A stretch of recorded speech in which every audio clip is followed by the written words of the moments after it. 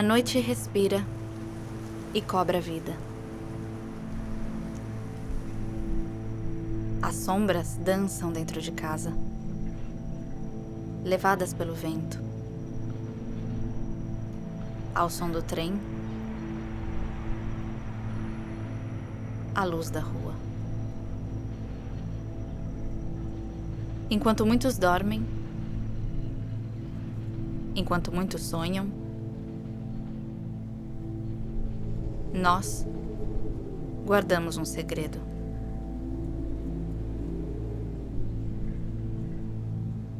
Fecham-se as cortinas e nós invadimos os bastidores do sono,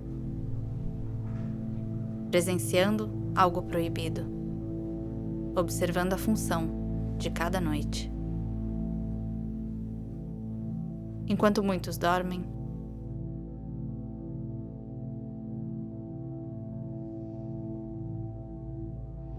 nós despertamos.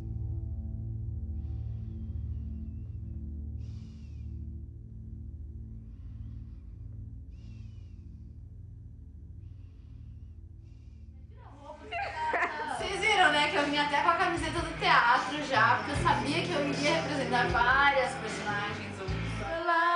Em março de 2004, aos 17 anos, em uma cidadezinha do interior de São Paulo, uma noite mudaria minha vida. Muito mais do que eu poderia imaginar naquele momento. Era meu último ano de colegial e eu estava preocupada com os meninos da escola, com os conflitos entre as meninas e os dramas entre os adultos e nós, adolescentes. Eu era só mais uma garota incompreendida, fazendo teatro e navegando entre ser hippie ou roqueira, entre Guns N' Roses e MPB.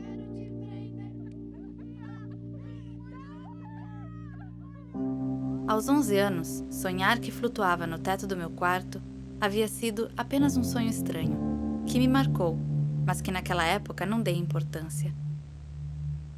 Foi igual a um pesadelo que nunca esqueci, de quando tinha uns 7 anos, em que não podia me mexer e quando tentava chamar a minha mãe, a voz não saía. Mas tudo piorou naquela noite de março. Agora eu tinha 17 anos e sabia que aquilo não era sonho. Eu estava desperta. Era só o meu corpo que dormia.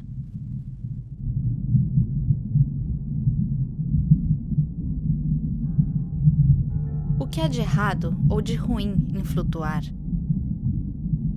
Não deveria ser a falta de gravidade uma sensação agradável?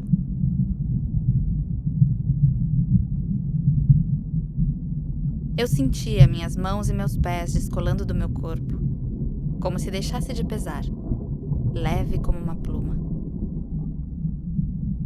Mas eu queria o peso. Eu teria me agarrado ao corpo, feito âncora, se minha vontade tivesse sido capaz de ordenar.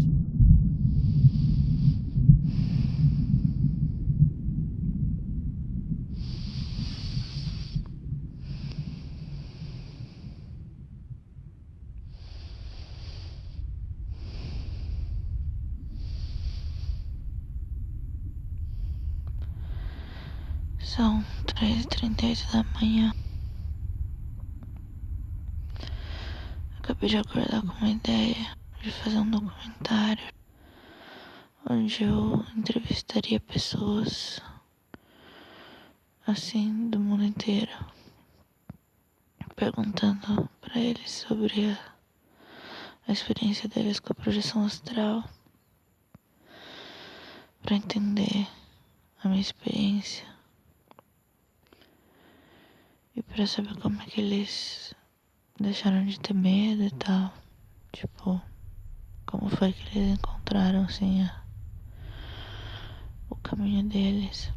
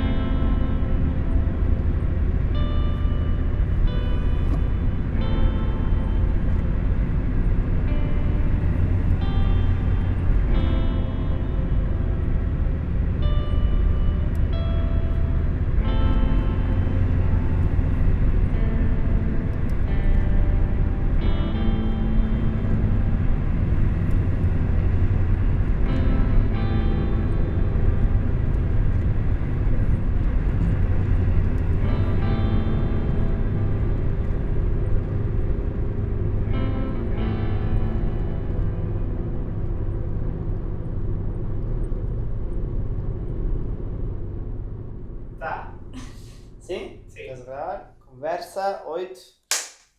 A primeira conversa. Não, mas deixa eu ficar com isso assim, porque como é o que eu uso? Essa primeira experiência foi na adolescência. Eu estava numa fase em que eu estava fazendo um curso técnico. Eu tinha me afastado de qualquer coisa religiosa e de qualquer coisa espiritual. E bem nessa fase materialista, na adolescência, chega um dia que meus amigos saíram e aí eu não fui com o pessoal porque eu tinha que estudar. Aí de manhã cheguei e encontrei um colega, né? O Carlos Guzula, apelido Guzula, né? E ele perguntou, e aí, e ontem à noite? Como é que foi? O que você achou? Eu falei, não saí com o pessoal. Aí ele falou, não estou falando isso. Eu estou falando da viagem astral. Eu, o quê? Ele falou, eu estou falando da viagem astral. Que viagem astral, Guzula? Não viaja, você que é o viajandão. E ele era, o Guzula, tinha a fama de ser o doidão da turma. Ele começou a contar, comecei a lembrar, antes dele contar, do meu sonho. Eu falei, peraí, ele está contando meu sonho. Como assim? Ele começou a contar meu sonho. E que ele era personagem no meu sonho. Eu tentei não transparecer, mas ele percebeu, aí ele começou a deitar e rolar, né? Falando, você lembra? Aí eu falei, não estou lembrando nada, você está contando, eu estou tentando entender o que você está falando, negando, né? Negação. Eu não queria entrar na categoria do dadã, né? Na categoria do doidão. Eu fui estudar sobre mensagens subliminares, hipnose, né? Dicas visuais, indução de comportamento. Eu passei semanas pesquisando isso para descobrir como que o Guzula, um dadã, podia ter feito aquilo comigo. Como que ele me fez ter aquele sonho? Totalmente técnico, né? Cético, técnico, mas ao mesmo tempo crente na negação. Eu tinha um pressuposto, que aquilo era impossível. Então eu acreditava que aquilo não existia. Mas o que eu fiz depois foi falar, mas esse negócio de viagem astral, de onde você tirou essa ideia? Aí falou, amanhã eu vou trazer um negócio para você ler. Ele me trouxe, ele me deu esses papéis para ler.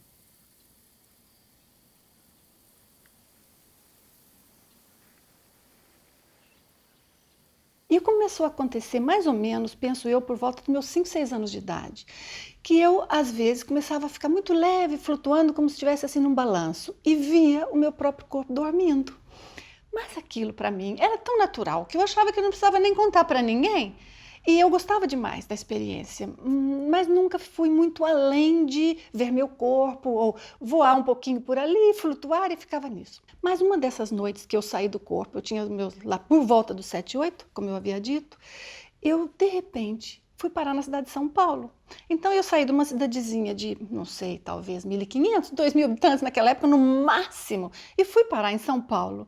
E num hospital, daqueles hospitais centrais muito grandes, e eu vou a um quarto onde eu vejo meu tio deitado, porque ele tinha ido fazer uma cirurgia, mas eu não sabia, não sei se alguém sabia, se a minha tia contou para alguém. Na época eu penso que não disse, foi para ninguém, pelo que eu vi depois. Mas então meu tio tinha, pronto, todas as coisas normais de quem está num pós-operatório. Mas havia uma coisa que me chamou muito a atenção. Na realidade foi a única coisa que me impressionou um pouquinho. Porque ele tinha um tubozinho transparente, como eu vi na época, era como um dreno que ia do abdômen até um recipiente de vidro que estava no chão. E aquilo pingava umas gotinhas de vez em quando de um líquido avermelhado. E eu pensei, mas o que é isso? Que coisa estranha. Voltei para o corpo, ou acordei na manhã seguinte, como sempre, tranquila, continuei brincando, mas quando eles voltaram de viagem, eu perguntei para minha tia, mas o que é isso? Porque eu vi o meu tio num lugar assim, assim, assim, e eu falei da forma mais natural do mundo, como se todo mundo fizesse aquilo e fosse muito, vamos dizer, conhecido que a vida tivesse uma continuidade além da nossa vida no corpo.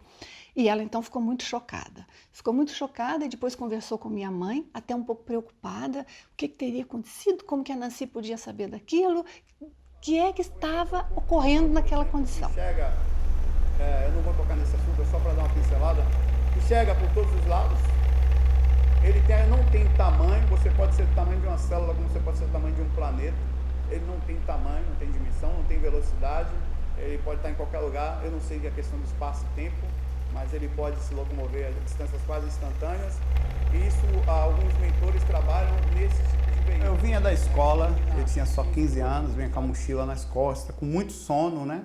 Como a gente sempre fala lá na Bahia, sono é muito comum, né? Mas aquele dia eu estava com um sono muito grande. E cheguei em casa, minha mãe me chamou para almoçar e eu disse que não ia, porque estava muito cansado. Peguei minha mochila, joguei na cama e deitei nas almofadas do tapete. próximo a uma tomada, que você vai entender porque eu estou falando dela. E, de repente, pouco tempo depois, eu acordei num choque muito grande. Choque esse que hoje nós sabemos, na verdade, é a instalação, é o campo energético da gente, conhecido como estado vibracional. Mas, na época, para mim, era só eu grudado na tomada. Essa foi a imaginação que eu tive na mesma hora. E, por um certo momento, eu, agoniado, levantei daquela situação, achei que tinha saído dela. Chegando na porta do meu quarto, eu olhei para o lado, para olhar para a tomada, eu vi meu corpo deitado e a tomada, né? E eu achei, morri, né? Mas aí eu pensei, como é que eu morri se eu estou tão tranquilo, se eu estou centrado aqui? Nessa hora eu percebi, atrás da minha cama, até esqueci que tinha morrido, tinha uma moça me olhando, sorrindo, calma, transmitia tranquilidade, provavelmente algum amigo espiritual, mas na hora e ela passou por dentro da minha cama nessa hora. E aí eu tomei um susto, porque eu percebi que era uma alma penada para mim ali, eu tinha morrido. Desesperado, eu corri em direção ao corpo. Entrando no corpo, eu senti o choque de novo, eu pensei, o corpo está morrendo até agora, né? Não morreu ainda. Aí eu forcei sair. E olhei para o chão, vi que não estava, e aquilo foi uma experiência muito viva. Depois disso, as experiências cessaram praticamente de zero, pararam.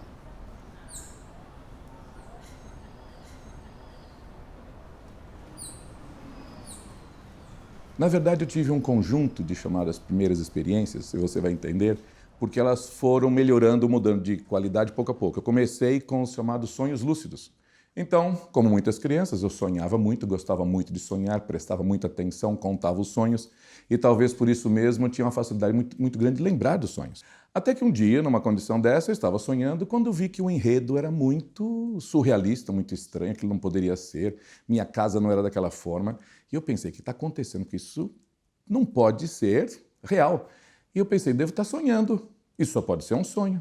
Olhava para um lado, para o outro, daquele cenário. Eu pensei, se eu conseguir acordar na minha cama agora, eu vou provar para mim mesmo que estou sonhando.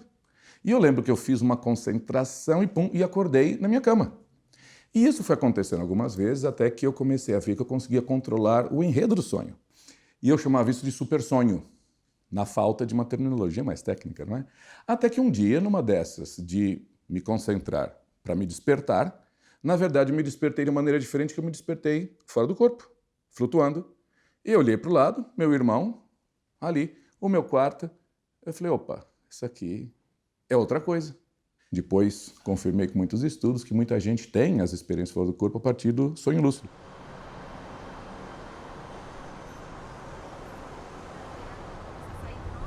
Foi tudo com as técnicas dele, né? Então, legal. E eu lembro que isso se tornou uma coisa super fácil para mim. E eu já sabia que quando eu fosse dormir, eu já ia me desconectar. Então, a princípio, eu comecei a sair do meu quarto, comecei a passear dentro da minha casa. Aí depois eu comecei a sair da minha casa, perder o medo de ir para a rua à noite. E eu me lembro que em frente à minha casa tinha um terreno vazio, naquela época era vazio, hoje não, né? Tem prédios em todos os lugares. E tinham 2 cavalos num campo de futebol. E eu lembro que eu comecei a andar muito rápido e comecei a volitar.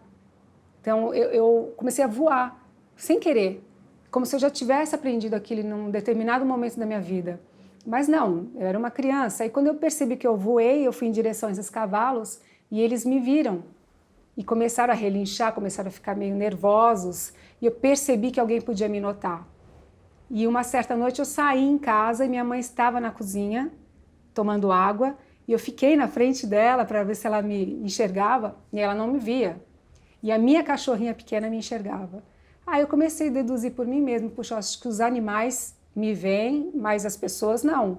Então eu bloqueei em contar isso para alguém. Eu falei, eu acho que eu sou maluca, né? E não tinha amigas que me contavam isso também. E eu falei, sabe de uma coisa? Eu vou tentar entender do que ele está falando aqui. Porque de repente isso aqui é um estado que eu fiz sem querer, vou estudar, li, e tinha um exercício para fazer. Tentei ser o mais técnico, científico possível, né? No experimento, fiz os exercícios sentado, os exercícios deitado, tinha visualização, esvaziamento e tal, e a sequência de respirações, de baixar a respiração o máximo possível. Mas esse exercício serviu para quê? Serviu para eu sair do corpo. Eu comecei o exercício, olhava para o lado, olhava as horas, olhava para o lado, olhava as horas, daqui a pouco eu olhei para o lado, em vez de ver o computador do meu lado para olhar as horas, eu vi o acabamento de gesso no teto. E aí, a hora que eu olhei e vi a corrente de gesso no teto, eu demorei para entender. Eu olhei para frente, o teto estava na minha cara. Aí eu virei, o corpo estava embaixo.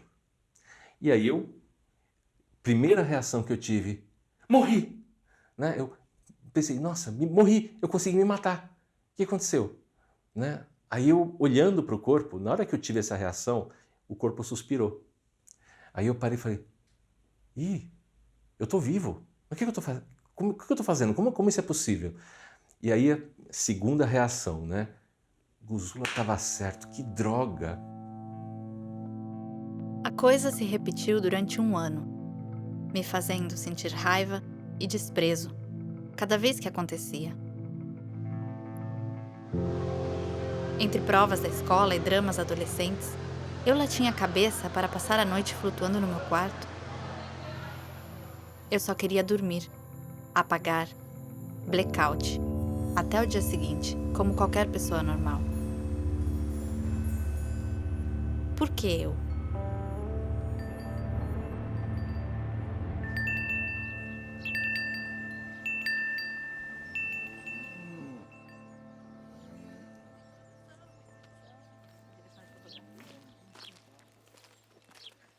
O meu pai ele era bancário e de todo dia de manhã ele acordava cedo, ele tinha um revólver, né?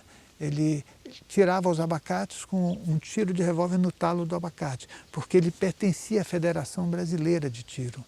Aí ele sentava no chão, eu lembro bem disso, aí ele mirava e atirava, e eu ficava vendo aquilo, né? Eu não gostava de armas, mas eu achava aquilo uma perfeição muito grande ele conseguir fazer, né? Então ele sentava, ele ficava no chão mesmo, sentado, e atirava.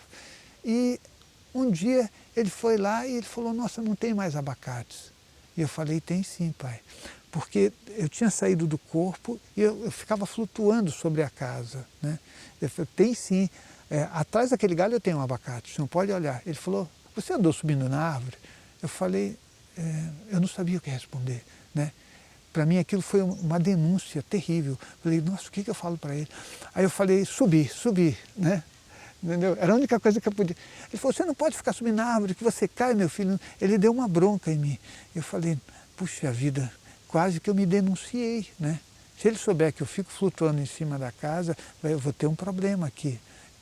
Tinha uma coisa que o meu pai falava, que pessoas loucas iam para o Melo Mato, que era um hospital psiquiátrico que tinha na região. Eu falei, ele me manda para o Melo Mato, e aí eu vou ficar lá com aqueles, né, com todo mundo louco. Então eu ficava com muito medo e com muito cuidado, mas eu nunca tive medo de sair do corpo. Eu me projetava e ficava muito na área do quarto. Então todos esses sintomas que nós lemos, que tem na internet, poxa, catalepsia projetiva, que você fica paralisado, balão Neumann, som intracranianos e outros, eu tive e consegui assim, me adaptar com elas. Então com o tempo eu não tinha medo. A única coisa que tinha, assim, é muito engraçado, mas quando eu chegava, eu me projetava, era muito tarde, umas 2 da manhã, eu ficava às vezes em catalepsia, eu tinha medo de voltar, não era medo de voltar, eu ficava receoso de perder a hora de acordar por causa da escola. E você perde a noção do tempo. Então não teve medo, essa questão do medo. Então a minha irmã mais velha, ela é 15 anos mais velha, e ela dormia no mesmo quarto que eu, então a gente dormia de luz acesa, eu dormia de mão dada, porque eu começava a escutar todos os barulhos, né, todos os sons que ocorrem durante o processo da saída do corpo. Então a aceleração do seu campo energético vai produzindo uma espécie de zumbido. Eu sentia todos os zumbidos que a gente chama, né, de intracranianos. Então eu escutava estalos da glândula pineal, eu escutava um monte de coisas dentro da minha cabeça e eu não sabia como proceder. Todos esses sintomas me causaram mais turbulência do que a própria experiência em si. Dá um beijo, Caio. Dá um beijo. Buzina, Caio, buzina. Cadê a buzina do carro? Aí, buzina. Manda beijar a menina. Dá um beijo, Naná. Ai, ela vai cair. Dá um beijo, Naná. Não, Caio, fica paradinho, Fica fica paradinho. Naná, cai. Dá um beijinho, Naná. Um beijo, Naná. Ficou.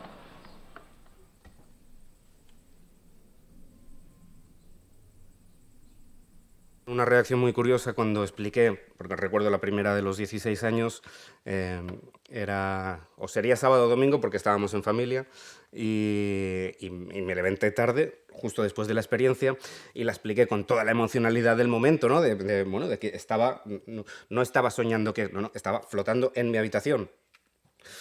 Y entonces uno de los comentarios muy, muy divertidos que ahora parecen divertidos es, pues ¿podrías ir un momentito volando al mercado que llegas antes y traes un paquete de tomates? Claro, ese grado de jocosidad, de incredulidad, Vale, simplemente te pone alerta, entonces, bueno, segmentas con quién compartes y con quién no compartes, ¿no? Pero inicialmente sí que hay cierta incredulidad. Lo empecé a contar, lo que pasa que la primera vez que lo conté, todo el mundo... Todos eran, sí, qué guay, qué cosa más rara. O vamos a mirar cosas en internet, con el móvil. Pero me decían, ¿pero seguro que no es un sueño? ¿Estás segura de que...? O hasta alguna persona me ha llamado, me han dicho, eres una cuentista. Eso lo sueñas y luego lo exageras. O esas son cosas que te imaginas. Pero, y a partir de allí, cada vez que se habla no lo saco, pero cuando sé que estoy con gente que sí cree o sí confía, pues sí lo cuento. Y no cuento todo, porque cuando cuento todo, la gente se queda como un poco, no sé, como cortada de rollo, pero cuento lo más divertido. Dizem que santo de casa não faz milagre, né? Não que eu seja santo, mas é um ditado que fala. O pessoal aqui de casa, eu falo para eles as experiências, mas eles têm aquele, sabe, tudo bem, mas... Eu tento também sair do corpo, igual meu genro, né, fala, mas eu tento sair, mas eu não consigo, eu já tentei, eu às vezes entro naquele estado e tal, que eu percebo que eu estou ali preso, mas eu tento, mas não consigo, eu apago, sabe? Então, como eles às vezes não conseguem ter a própria experiência, então fica aquele meio ceticismo, meio acredita, eles acreditam porque não sabem que eu não sou mentiroso, né?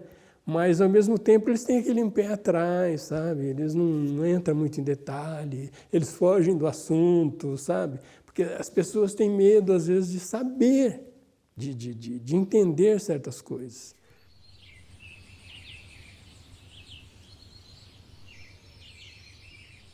A gente, por mais que não queira, isso vem culturalmente dentro da gente, né? Não quer que o outro veja como...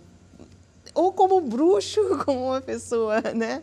Ou até como maluco. Então, é difícil você se abrir, se expor.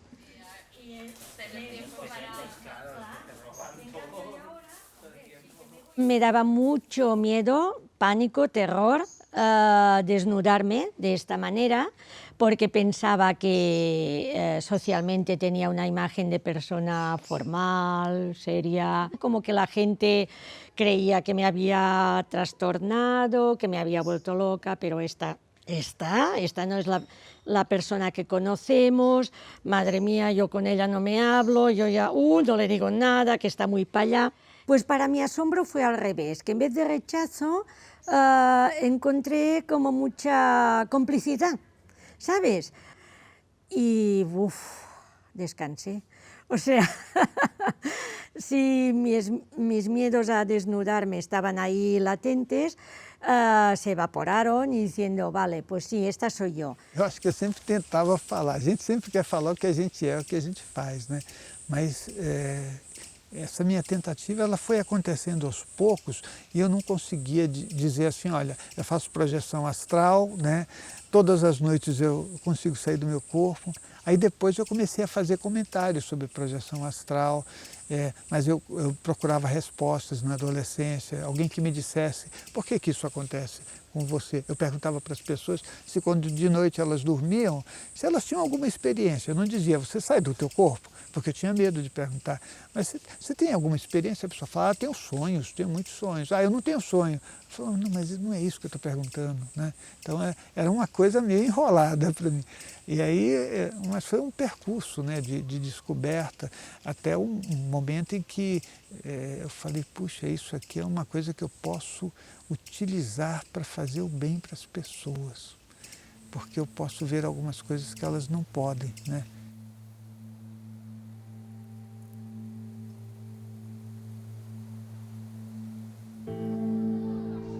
Cansada de flutuar à toa, tentei me mover. Tentei explorar o mundo lá fora.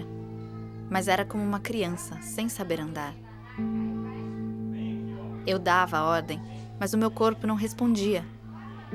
Pelo menos não esse corpo feito de energia. Esse corpo mais leve do que o outro que dormia.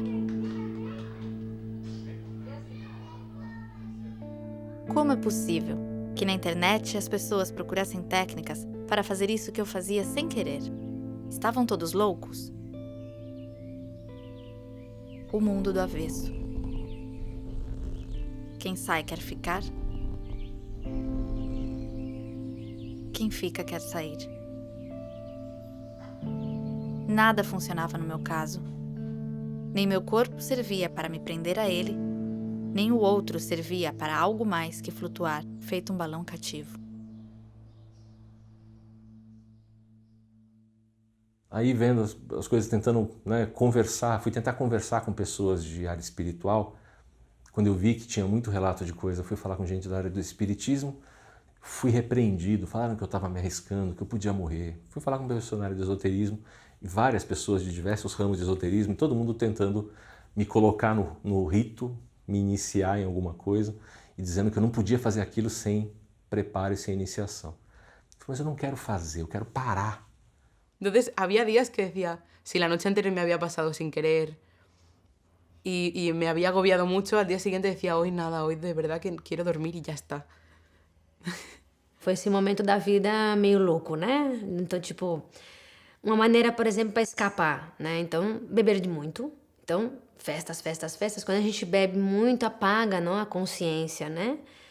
Então, praticamente, quando eu tava lá muito louca, vamos dizer assim, né? Quando você tá muito alcoolizado, é mais difícil você lembrar, reter a informação conscientemente, né?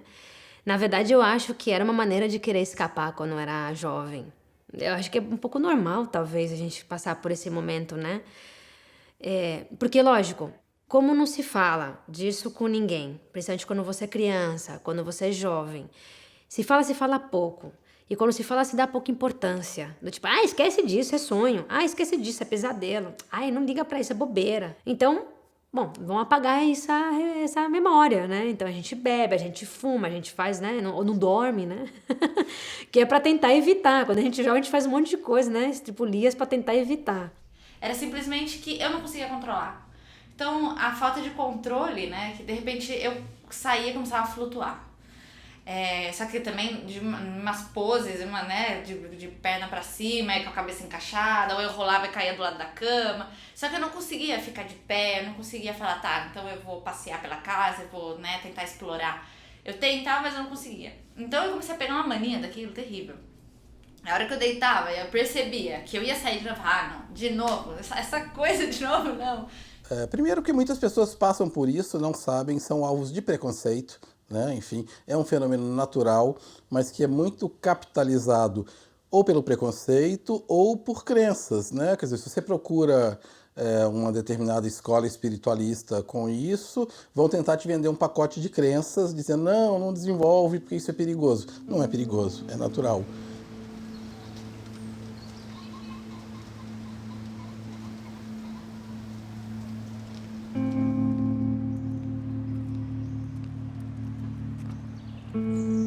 Eu comecei a perceber que eu precisava direcionar o assunto para as pessoas que precisavam de ajuda também, e eram muitas que passavam por as mesmas coisas e não tinham acesso à informação. Até chegar àquela informação demorou um pouco.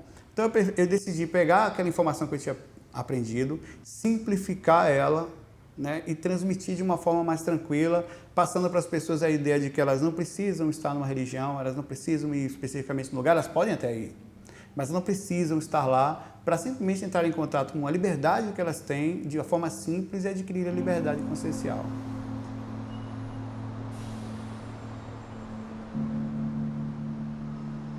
Eu comecei a ficar até, de certa forma, confuso. Eu senti a necessidade de saber diferenciar se aquilo era algo real ou se era uma ilusão que estava acontecendo na minha mente.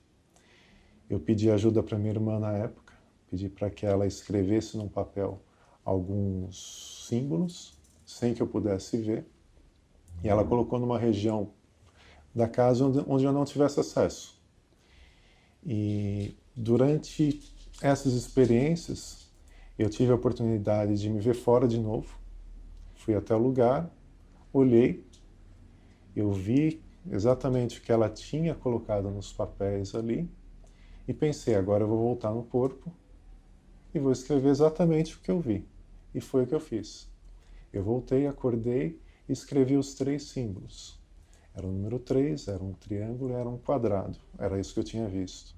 Eu não tinha como acessar o lugar, eu estava com a minha perna quebrada na época. E aí a minha irmã me ajudou. Ela pegou o papel e falou, olha, Fernando, é isso aqui o que eu escrevi. Aí eu peguei o diário, que eu anotava todos os dias, eu anotava tudo o que vinha acontecendo e tive a minha comprovação, foi a minha primeira comprovação. Eu falei, eu realmente estava lá, porque era exatamente o que estava escrito. Es normal esa duda. Y es como si, imagínate que tú ves todo el espectro de colores y hay una persona que no ve un color que tú ves. ¿Cómo sabes que estás viendo ese color? Bueno, porque es que estoy viendo ese color. Ya, pero yo no lo veo. ¿Cómo sé que tú no te lo estás imaginando, ¿no? Cuando tienes la experiencia, no es que te experimentes desde el cuerpo astral o cuerpo energético, es que te estás experimentando desde ti. Desde ti. Con lo que no hay duda. Si esto pudiese aún generar dudas, lo que es inequívoco es la información que puedes obtener. Porque si obtienes información a través de estas experiencias de la que tú no tenías constancia y esa información es corroborable, eso es que está ahí.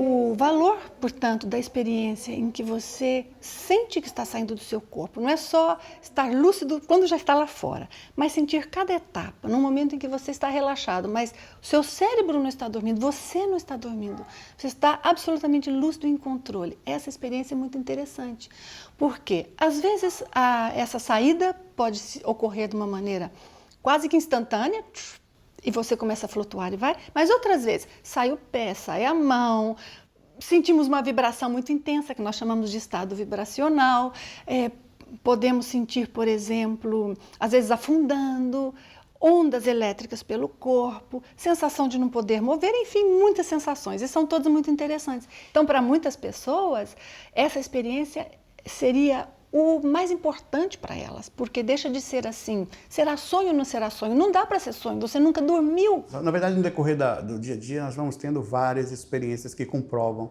Né? Você vê um número em determinado lugar e você consegue comprovar. Nós tivemos experiências em grupo, o grupo inteiro, foram mais de 20 pessoas que lembravam da experiência. Certa vez eu saí do corpo com o Wagner e eu me lembrava de ter tido experiência com ele, né? Aí era de madrugada e eu voltei ao corpo e falei, poxa, eu preciso ligar para o Wagner para saber se, o Wagner Borges, para saber se ele está lembrado, né? Eu não liguei porque era de madrugada, mas ele me ligou. Eu não fui cara de pai, ele foi, né? Então foi muito engraçado, as duas pessoas lembrando e outras coisas que acontecem. Com o tempo você passa a ter confiança nisso. A nova versão está bem melhor. Quando a gente tem uma projeção lúcida, uma experiência fora do corpo lúcida, a gente não tem dúvida do estado em que a gente se encontra. Assim como eu não tenho dúvida de onde eu estou agora, certo? Aqui nesse local da entrevista, durante uma projeção lúcida, nós sabemos exatamente onde nós estamos, quer dizer, estamos fora do corpo físico, em alguma parte da dimensão extrafísica, que pode ser próxima ao corpo ou não, mas nós então sabemos que estamos projetados.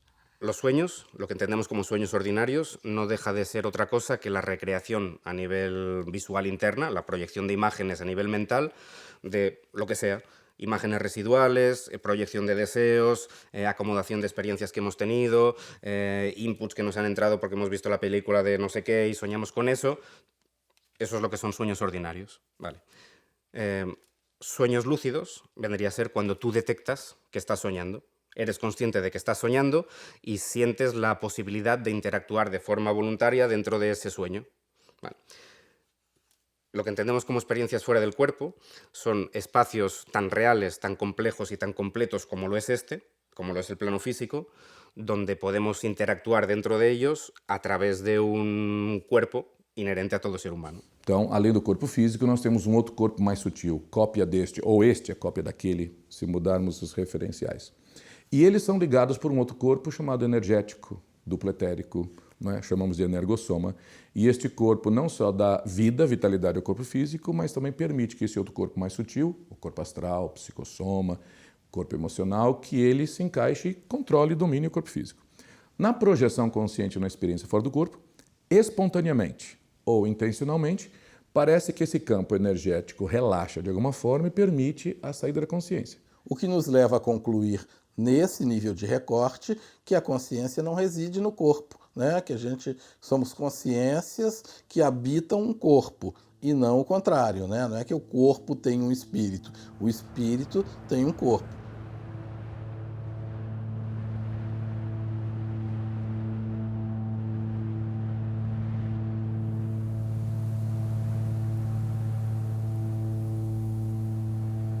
Para piorar, as crises de catalepsia aumentaram.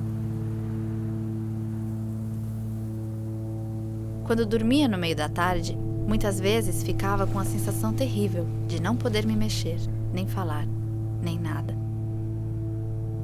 Aquele velho pesadelo. A mente acordada e alerta. E o terror de ser prisioneira de mim mesma. Havia alguma relação entre o que estava acontecendo à noite e esse impasse em que eu parecia ter ficado enroscada no meio do processo?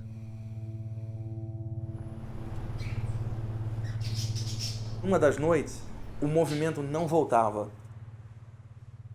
Tinha tido a paralisia como todas as outras noites, mas dessa vez estava diferente. E o tempo foi passando, e eu me agitando e não conseguia me mexer. Eu achei que era a hora da morte. Para minha surpresa, eu escorreguei espiritualmente pelo lado esquerdo, com o chamado corpo espiritual, flutuei e olhei meu corpo pela primeira vez sem eu estar dentro dele, totalmente consciente, o corpo aqui embaixo, e logo a seguir eu caí para dentro do corpo.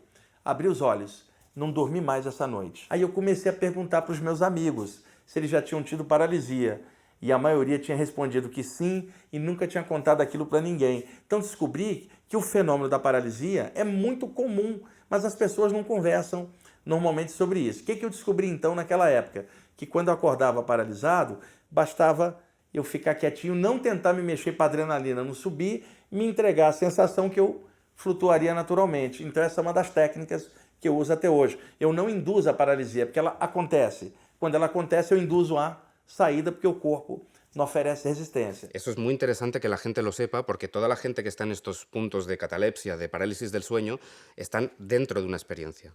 ¿Qué sucede? Que cuando la persona está experimentándose desde su cuerpo energético, las órdenes de movimiento y de comunicación no se dan desde esta parte, se dan desde 2 dedos por debajo del ombligo, que es la zona Tantian, desde la tradición taoísta, núcleo inferior, desde la tradición más chamánico-tolteca. Vale. ¿Qué sucede? Que si no sabemos dar las órdenes desde ahí, nos va a dar la sensación de que no nos podemos mover, ni podemos respirar, ni podemos hablar, porque estamos intentando dar las órdenes desde un sitio que no le corresponden. E eu noto que, sei lá, de 40% a 60% das pessoas que vão a palestras relatam sintomas projetivos, né? Sintomas que poderiam, já a partir dali, naturalmente, quer dizer, se a pessoa estudar um pouco o assunto, quer dizer, uma boa arma é o conhecimento, porque quando você tem o fenômeno, se você se assusta, o que vai acontecer? Até por um mecanismo de sobrevivência, né, o seu corpo, seu metabolismo acelera, você tenta acordar. Tudo que te faz assustar durante o sono, né, te traz de volta ao corpo. Isso é um mecanismo que vem desde a savana africana, né, adrenalina, enfim, cortisona, acelera o batimento cardíaco, você acorda. Para o meu alívio, quando fiz 18 anos e mudei de país, o meu corpo se grudou bem no meu balão e não deixou mais ele escapar. Agora eu dormia pesado, cansada das obrigações que me tornavam adulta.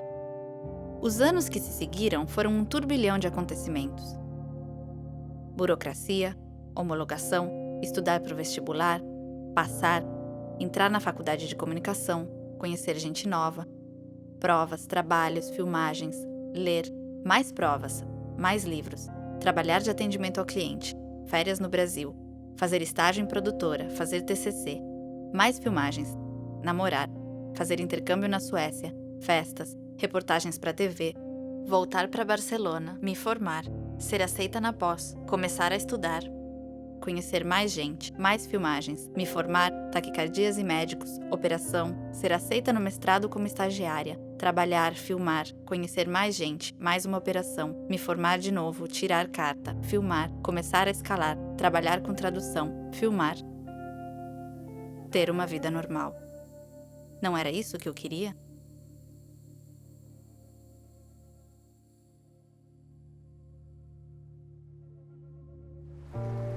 Por alguma razão, talvez simplesmente devido ao vazio existencial, eu comecei a me fazer perguntas.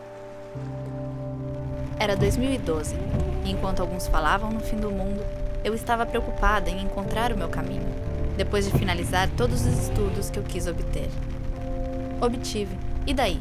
É tudo que tem pra vida?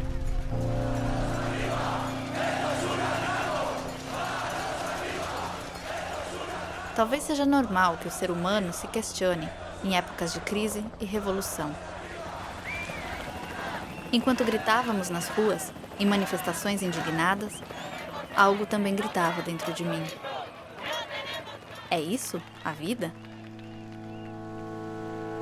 Qual é o sentido de olhar para trás, de revirar o passado, se não for para aprender com os erros e revisitar quem fomos, seja para nossa alegria ou nossa decepção? Todo mundo cresce e percebe quando existem coisas mal resolvidas lá atrás. Eu não queria voltar a sair do meu corpo, mas quis entender o que me acontecia. Por que começou de repente? Por que parou de acontecer? Existia mesmo uma forma daquilo ser legal? Por que algumas pessoas falavam tão bem de algo que tanto me assustava?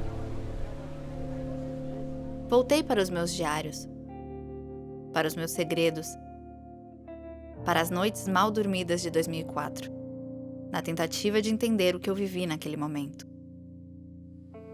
Senti estranheza em relação à experiência, mas ainda mais em relação à Natália que fui. Desta vez, decidi enfrentar o meu medo mais profundo e cruzar a fronteira, onde deixo de ser o que eu conheço e passo a descobrir o que eu, talvez, sempre tenha sido.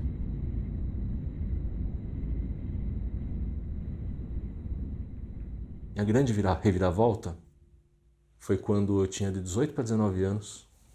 Eu era líder de um setor de desenvolvimento. Um dos meus técnicos, um dos meus funcionários, que era bem mais velho que eu, mas ele veio conversar comigo, contar, hoje eu vou sair no horário redondo aí, porque eu vou levar um pessoal da minha família para assistir uma palestra de um cara que eles vieram para São Paulo para assistir. Um cara que fala de projeção da consciência, viagem astral. Eu, o quê? Você vai procurar isso? Ele falou, não, o pessoal da família veio ver, parece que é bacana.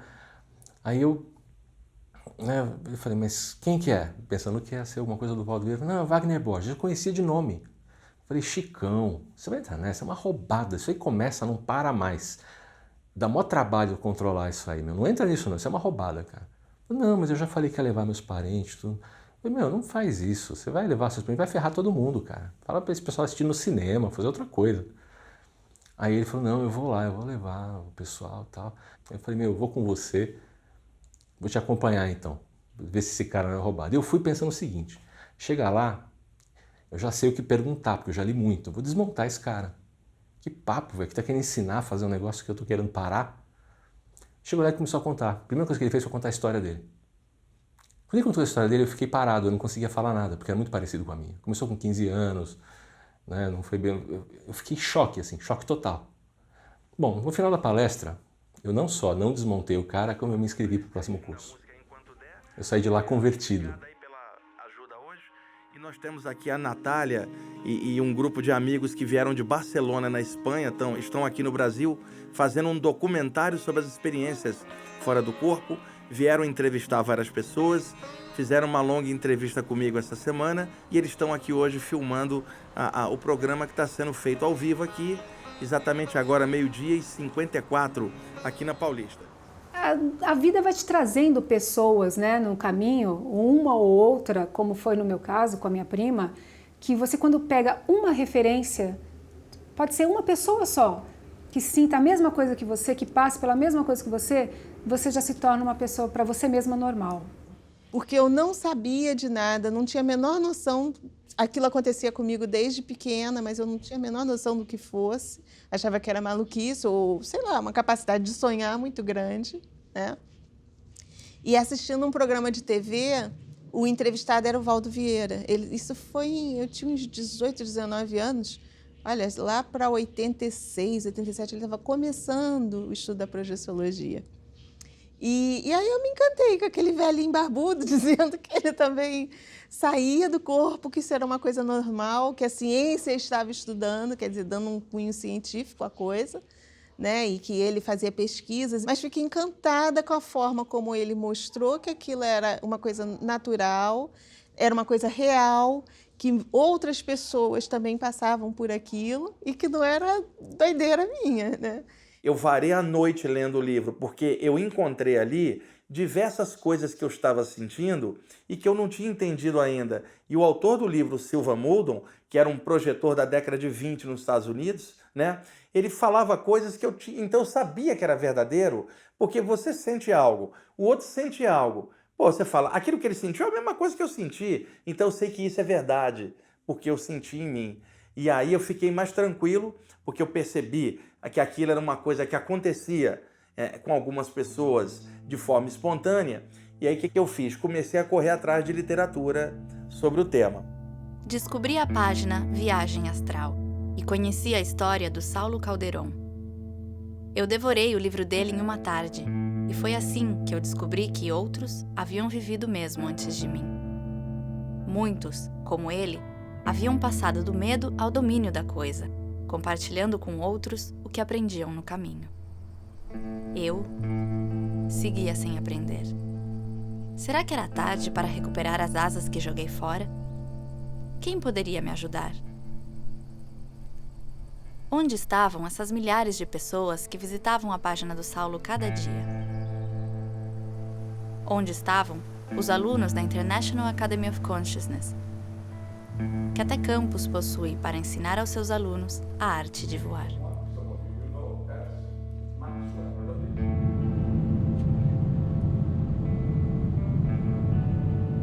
E voei de volta ao Brasil, que por acaso foi onde o doutor e projetor Valdo Vieira deu início à projeciologia, o estudo da projeção da consciência, bem no ano em que eu estava nascendo. Eu tenho aqui publicado a metade do material que eu estou pesquisando, né, em mais. Eu sou da opinião de que uma das perdas que nós tivemos ao longo do processo cultural foi suprimir essa informação. Se você for pesquisar lá no Egito Antigo, você vai descobrir, por exemplo, que a experiência fora do corpo era uma espécie de graduação ritualística. Você tem um nível de sacerdócio que você alcança se você conseguir ter uma experiência lúcida fora do corpo. Era uma aprovação. Você consegue ler nos signos gravados nas paredes, coisas de 3.500 anos antes de Jesus, mais de 5.000 anos atrás, sinais de rituais envolvendo saída do corpo. Né? Eles tinham palavras específicas para falar do espírito fora do corpo. Né? A separação entre Ba e Ka. Todos os bichos que não têm uma linguagem complexa, linguagem memorialista como a nossa, saem do corpo lúcidos. Porque isso não foi suprimido pela linguagem, pela crença nas palavras.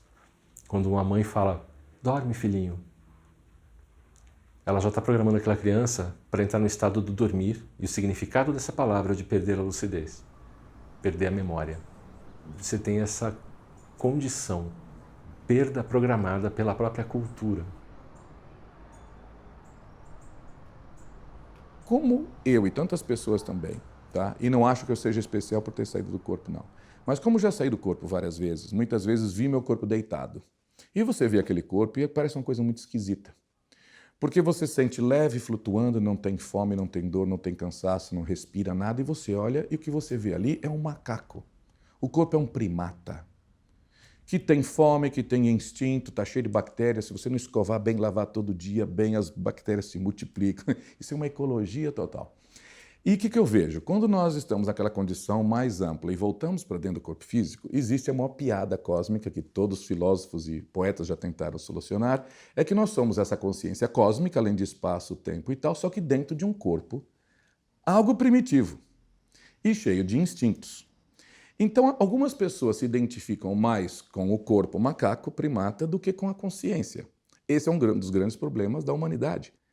Então, eu acho que nós deveríamos descobrir que nós somos consciências, mas provar isso por nós mesmos, não é? Senão ninguém pode nos convencer disto.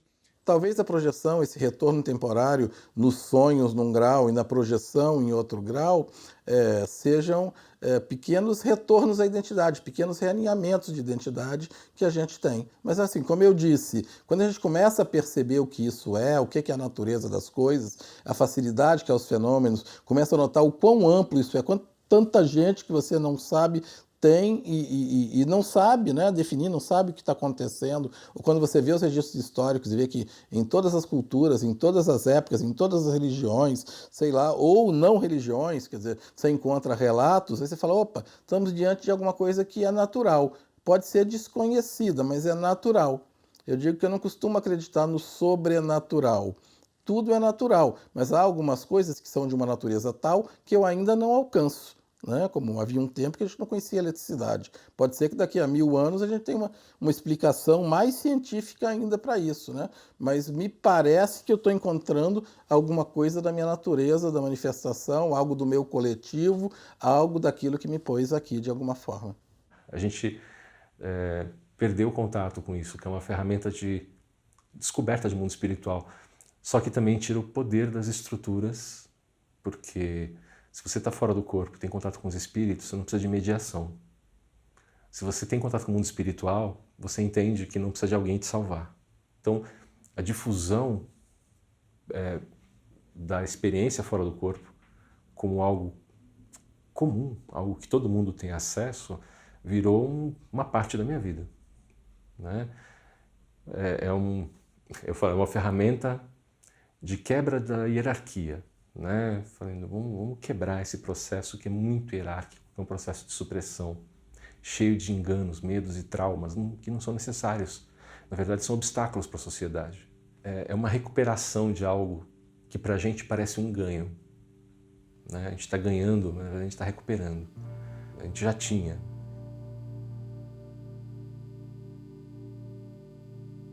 Quem éramos nós quando acabávamos de chegar a este mundo? Quando ainda não havíamos sido educados para acreditar que somos apenas um corpo. Quando ainda brincávamos com o invisível e conversávamos com amigos imaginários. Afinal, o que havia de ilusório ou real antes que começássemos a imitar os adultos?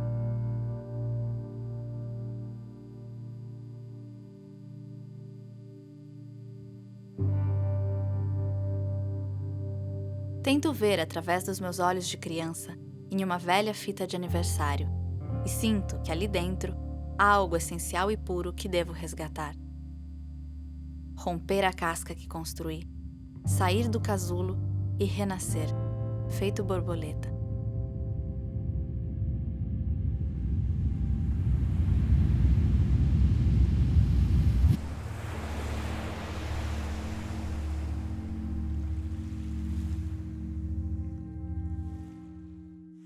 Uma das vantagens dessa saída do corpo é provar para a pessoa que existe vida depois da morte. Veja, eu não estou falando provar para o mundo, eu estou falando para ela. E se você está seguro disso, aí não importa o que os outros acham, se isso é real ou não. Você sabe, você está tranquilo com aquilo e não é mais questão de crença, você viu. Então, a saída do corpo liquida o medo da morte no sentido conceitual. Não é que você quer morrer, mas liquida esse terror. Você sabe que você continua existindo. E na hora da perda de um familiar, você sabe que a história não acabou. Outra experiência que me marcou muito também foi de um colega, ou com um colega, na minha época que eu estava na Escola de Engenharia de São Carlos, da USP, estudando, e nós dois fomos vítimas de um acidente, estávamos andando de bicicleta numa estrada e fomos atropelados por uma picape. E ele faleceu no acidente. E eu sempre falava das minhas projeções, ele me via lendo, e ele era muito católico. Ele dizia, não, Wagner, mas não pode ser, e eu não acredito. Ele era sempre muito educado, não é daquele cético, agressivo. E nós vivíamos em altas discussões filosóficas, mas numa dessas, obviamente, antes disso tudo acontecer, eu tinha dito para ele, né? Falei, Paulo, se um dia, por qualquer motivo, você falecer, dessomar, morrer antes de mim, eu vou fazer uma projeção, eu vou aparecer na tua cara com o meu dedinho assim, e vou te falar, te disse, não te disse? E aquilo era um motivo de piada. Fatalidades da vida, aconteceu aquele acidente, e um dia, sem que eu planejasse vê-lo, eu já tinha tentado muitas vezes, não conseguia, um dia minha lucidez, ou minha rememoração, começa num lugar que era muito diferente, muito exótico, muito estranho, pelas formas, pelo tipo de material ali. E eu andei por aqueles corredores, não é? Quando entrei num determinado quarto, uma sala, estava o meu colega lá. Então tem vários fatores marcantes nisso, porque quando eu vi esse meu colega, foi aquela alegria de ambos, eu fui rapidamente a ele, só que quando eu o abracei, ele me abraçou, os dois psicossomas entraram um dentro do outro. E eu pude senti-lo ao nível dos sentimentos e pensamentos, ideias, memórias. Aquele foi o maior compartilhamento de consciência que eu vi na minha vida. Quer dizer, durante alguns segundos eu me tornei ele e ele a mim. Então, ali é que eu entendi que os abraços da gente, beijos, é tudo uma pálida tentativa de chegar àquilo. Aí, nós nos desconectamos e começamos a conversar. E ele me perguntando, e o fulano, e o nosso amigo não sei quem, e o professor tal. E eu tentando conversar lá. No meio dessa brincadeira, eu coloquei o dedo na cara dele, e falei, te disse, não te disse? E ele começou a rir. Claro que isso para nós não tem valor nenhum agora como prova, mas pelo menos entre duas consciências, que ele foi muito interessante. O objetivo da projeção é parafisiológico, quer dizer, ela não precisa ter um objetivo, ela ocorre naturalmente. Então, sem que a gente faça nada, sob certas circunstâncias favoráveis, como, por exemplo, profundo relaxamento, meditação, ou até um estresse físico muito grande, ocorre a experiência projetiva. Agora, quase sempre, na maioria das pessoas, de forma não lúcida, de forma não rememorada. Como tudo nesse universo que a gente vive parece ser dual ou binário, a projeção é como se fosse, né, e o ato de você estar aqui encarnado seria como sístole e diástole. Seria um mecanismo natural, a respiração. A hora é natural você estar expandido, entre aspas, fora. A hora é natural você estar dentro.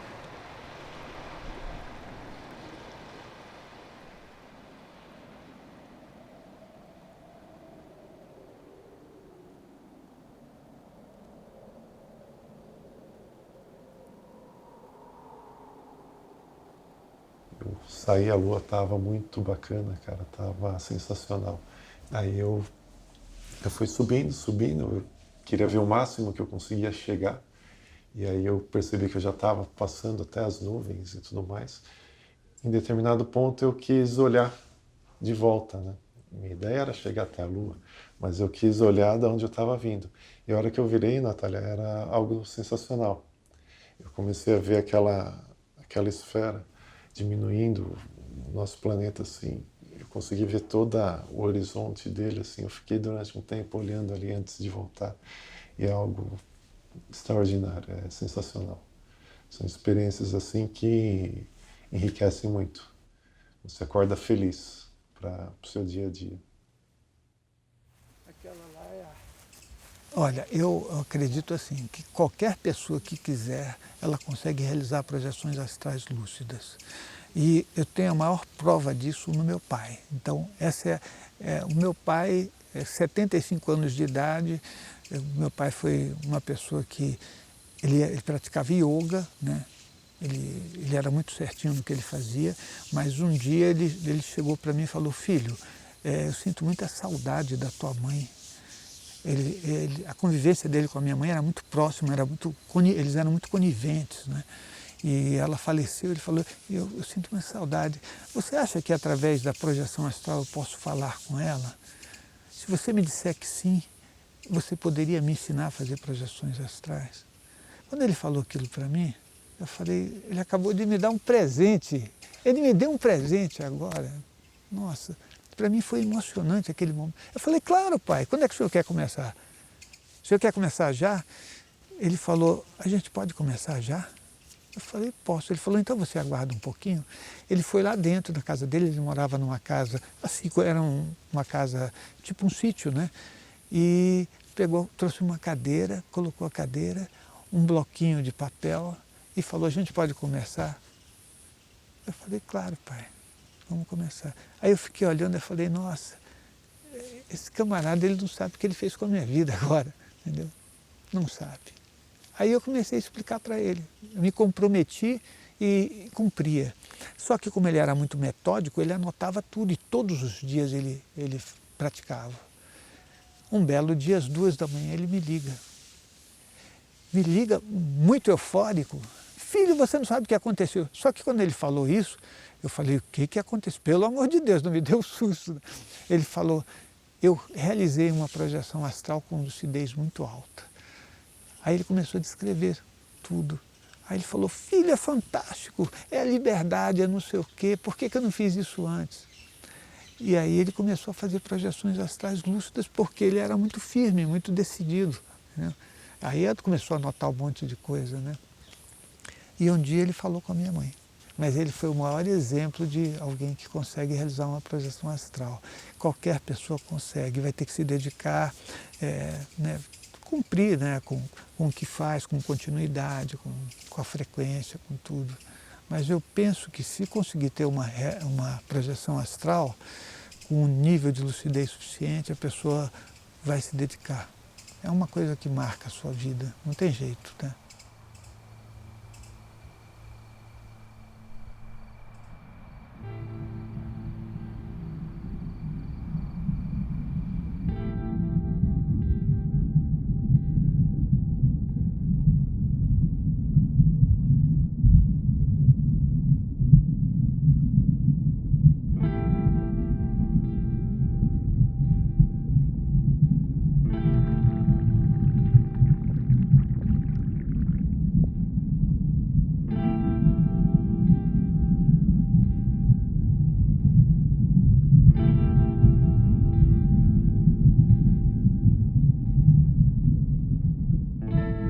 Foi só olhar para dentro que as experiências voltaram, naturalmente, como se nunca tivessem cessado.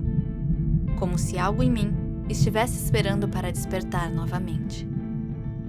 Agora, com informação e confiança, sabendo que não estava só, decidi colocar em prática o que havia aprendido, com responsabilidade, disciplina e objetivos. Já não fico voando à toa por aí, mas cada noite é uma aventura. O que a madrugada me reserva? O que aprenderei desta vez sobre mim ou sobre o mundo? Com quem terei a oportunidade de me encontrar? E a pergunta que não quer calar: como tudo isso podia passar batido sob um rótulo simplista de misticismo ou alucinação? Você já travou dentro de uma parede? É muito legal. Você tá É muito legal, é muito louco. O que eu fiz? Aí você É fala, muito foi a louco. feijoada. É isso, eu também pensei uma coisa. Será que eu comi demais? Eu preciso dormir. Aí você paga Não vai, você fica travada. Metade pra fora, metade pra dentro. Aí você se utiliza. Mas no plano astral, viu? Às vezes você tá num lugar, você bate, todo mundo passa, você fica. Aí você... Deixa eu se utilizar. Aí você fica calmo e tal, aí você vai. Às vezes nós somos muito discretos, por exemplo, em qualquer situação social, quando se pergunta assim, com o que você trabalha? E na minha cabeça eu penso, por onde eu começo? Mas como? Qualquer abordagem. Não, eu sou um pesquisador, autor, instrutor de uma instituição sem fins lucrativos. Mas você dá aula, pesquisa o quê? Consciência humana. Mas como assim? E vai-se, já aconteceu em festa, de se explicar bem o que era, e aquele grupinho de pessoas dissipar, desaparecer. Eu tenho que pegar aqui uma bebida, vou falar com a minha mulher e desaparece. Mas às vezes existe o efeito oposto. E vão acumulando gente, vai juntando em volta e perguntando cada vez mais. Porque quando a gente pega esse assunto, a gente tem vontade de sair falando com todo mundo, né? Explicando, mas o normal é que você vai devagar, porque nesse meio as pessoas começam a falar, rapaz, esse cara é meio doido, esse cara é voador e tal. Mas faz parte. A gente, quando começa a estudar um assunto que ainda é um tabu, não há de ser no futuro, ainda mais com um estudo sério, bem feito, como esse que vocês estão fazendo, isso vai melhorar, mas por enquanto ainda é. La cantidad de gente que hay que les suceden estas experiencias y por el que dirán no se atreven a compartirlas, nos sorprenderíamos. Como no es un tema habitual, la cuestión es que no es habitual para este, ni para este, ni para este, ni para este, sin embargo sucede e se queda aí retenido, não? Eu não penso que essa informação deva ser imposta e que todos têm que estudá-la, mas ela tem que estar disponível de uma maneira que não requeira que a pessoa creia na linha A, ou B, ou C, ou o que seja, de uma forma que seja isenta. Eu gosto muito dessa apresentação de forma isenta, que não é nem radical para ser cético e contrário, e nem radical para dizer que tudo é possível. Existem aquelas pessoas que buscam, mas a projeção ela é algo natural, ela não é algo que acontece só com aquelas pessoas que estão buscando. E na maior parte das vezes, as pessoas que eu conheço que acabam tendo essas experiências, elas não sabem o que está acontecendo. Para quem nunca vivenciou isso, é uma coisa que pode assustar. Então a divulgação, você saber que outras pessoas também já passaram por isso, ajuda muito, me ajudou muito. Não ignorar. Vamos parar de ignorar, né? A gente está passando muitos anos ignorando, né? Vamos parar de ignorar. Vamos falar sobre o tema. Não conhece? Vamos procurar saber como é que acontece isso, por que acontece isso, né? É algo natural ou não é? Eu posso provocar ou não? Então, tem vários lugares para você procurar esse tipo de informação. Tem várias filosofias que têm esse tipo de orientação. Para a gente parar de ter medo. Cada pessoa, cada consciência é praticamente um universo diferente em separado. Acho que na vida, até nessas experiências, nós somos muito enriquecidos pela diversidade. E não tentando homogeneizar todo mundo para pensar da mesma forma e aceitar, vamos dizer, estreitos limites, ou científicos ou religiosos. O verdadeiro projetor consciente, ele é sempre um rebelde intelectual. Ele não se encaixa em nenhuma caixinha que o tentam colocar à força. Algo dentro de mim me diz que este caminho que eu tanto temia é um dos mais belos presentes que pude receber.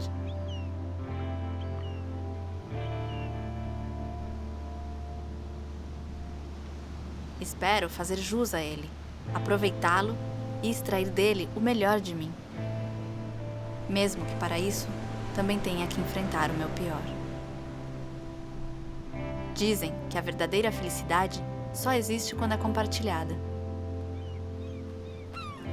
Como não compartilhar o meu presente? Como não convidar vocês a voarem comigo? Afinal, se somos todos consciências, somos todos voadores, até mesmo você, que duvida disso. Então, por que dormir, quando podemos despertar?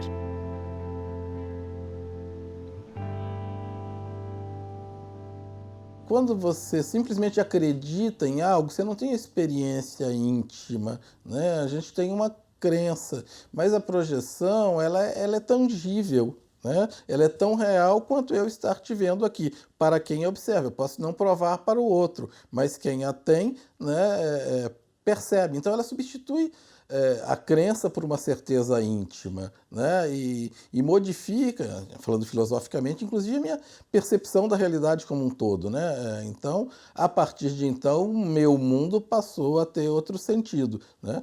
Quer dizer, ela me trouxe o espiritualismo num nível mais profundo. Como eu disse, quer dizer, antes das primeiras experiências, eu sequer buscava o espiritualismo, né? Às vezes as pessoas me perguntam, puxa, você não tem uma técnica que eu consiga fazer e sair do corpo lúcida e trazer a memória? Eu falo, gente, a melhor técnica é você estar lúcido no seu dia a dia.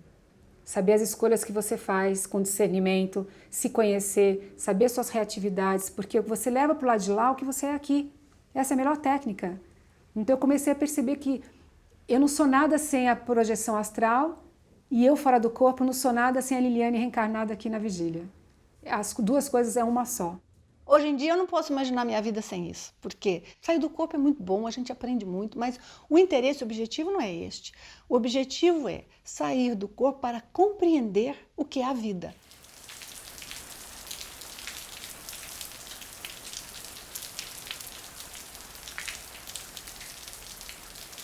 Então, assim, eu acho que o recado mais importante para a moçada aí, que pega os exercícios que eu acredito que funcione, as técnicas funcionam mesmo, mas primeiro vamos viver bem aqui, né?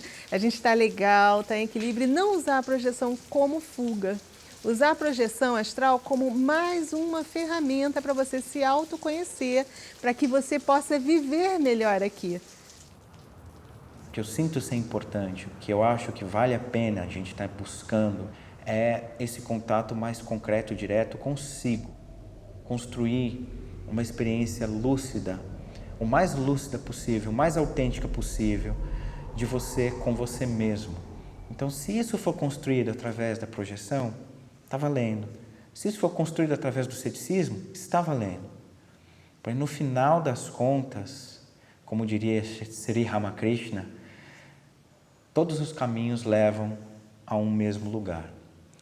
E tem um mantra indiano que é mais ou menos assim: Guru Brahma, Guru Vishnu, Guru Devo Maheshwara, Guru Sakshat Parabrahma, Tasmai Shri Gurave Namaha.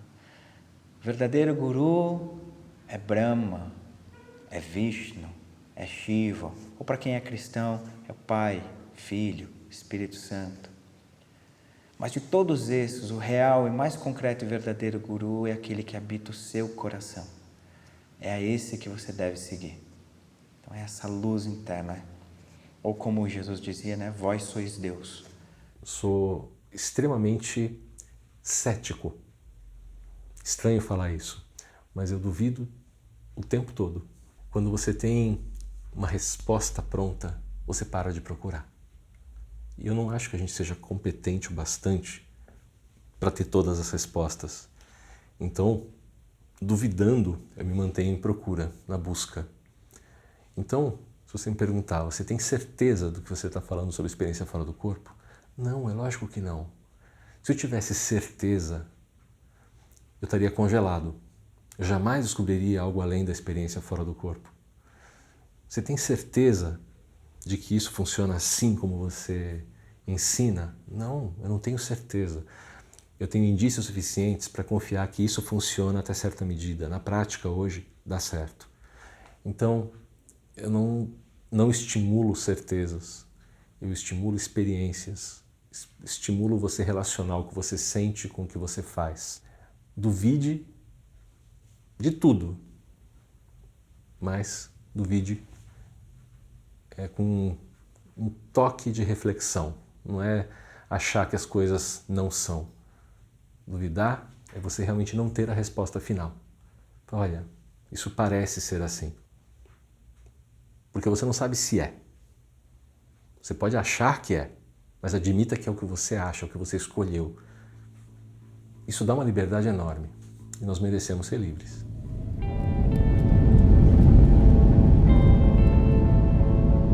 Me encontro no outro e minha alma, de repente, não mais é solitária. Observo a grande cidade do alto e me pergunto: quem, no escuro do seu quarto, na intimidade do travesseiro, sofre por algo que desconhece e que não sabe controlar? Quem guarda o segredo que eu guardava, por medo do preconceito e da incompreensão? Quem sente o vazio ao pensar que a vida acaba com a morte e que nada disso faz sentido?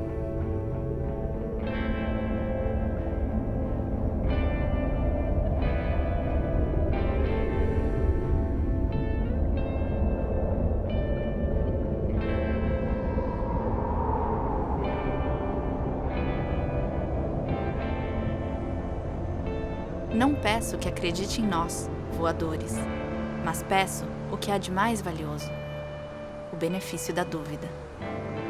Questione-se, observe-se, feche os olhos à noite, mas permaneça atento. Talvez perceba que há outro você desejando tomar as rédeas nesse momento. É possível que o seu mundo desabe, feito um castelo de areia sob a onda iminente. Mas o que vale mais?